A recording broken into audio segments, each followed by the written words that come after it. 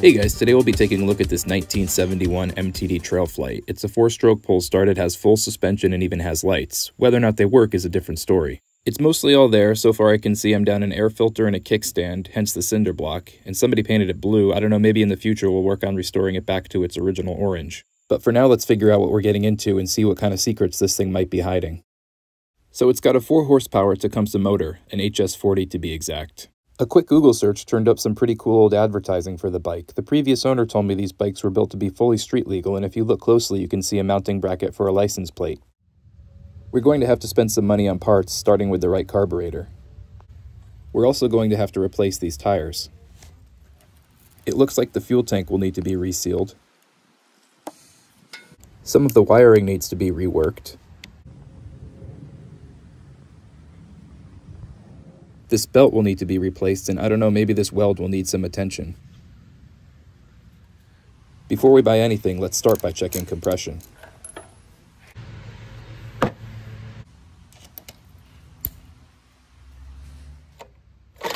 About 100 psi, not bad. Now let's check spark. Alright, and we have spark as well. It looks like there are 2 screws and 1 nut holding this cover on. Let's go ahead and remove them and get this thing out of our way.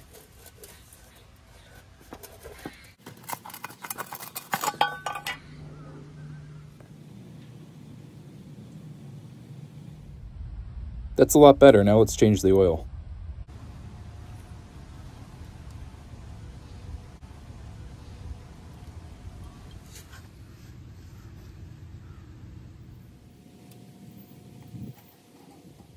Since the motor's on an angle, I don't want to fill it all the way to the full line. The middle of the safe range should be just about right. The old carb was probably pulled off a mower. You can see they had to modify it a bit right next to the primer bulb. The OEM carb is around $100, so I went with a cheap aftermarket carb that claims to fit the HS40. We'll see how it does. So far it seems like it's going to work with the OEM air filter.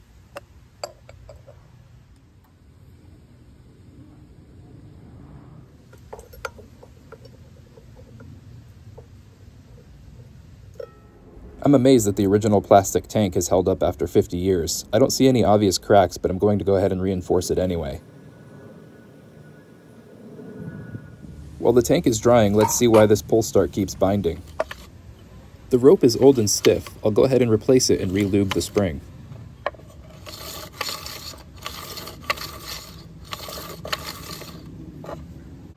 Alright, well I got everything put back together. Let's go ahead and see if it's enough to get this thing started.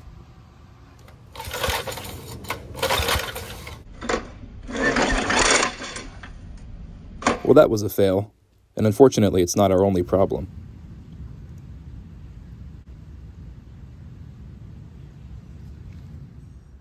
So I went ahead and took the whole recoil assembly apart. Getting this stripped Phillips head screw out was a challenge. You can see I had to cut a slot in it in order to get a flathead screwdriver in there. I assumed that the spring would be a lost cause, but it looks like the end of it just jumped out of its enclosure. I cut off the broken section and re-secured it. We'll see if that fixes it.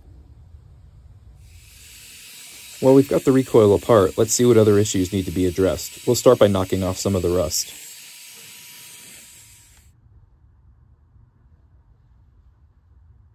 The plastic spool is looking pretty rough. I'm going to use some sealant to see if I can save what's left. While parts of the recoil assembly are still soaking, I took the carburetor apart. I'll adjust the float height to see if that fixes our leaking issue. I did manage to find the OEM carb for around $60, just in case we can't get this aftermarket one to work. Might as well see what's hiding behind the blower shroud.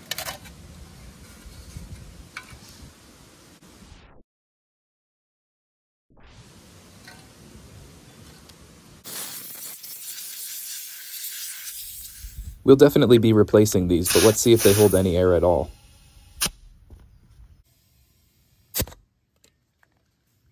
So I've got everything cleaned, greased, and put back together. As you can see, I put on a fresh coat of paint. Let's get this stuff back on the bike.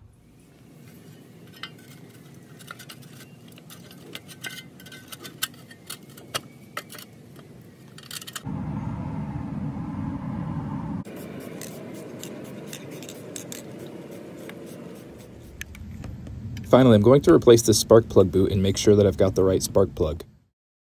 This Champion isn't coming up as an acceptable alternative, and I don't have one in my spare stash, so I went out and bought this NGK for a few bucks.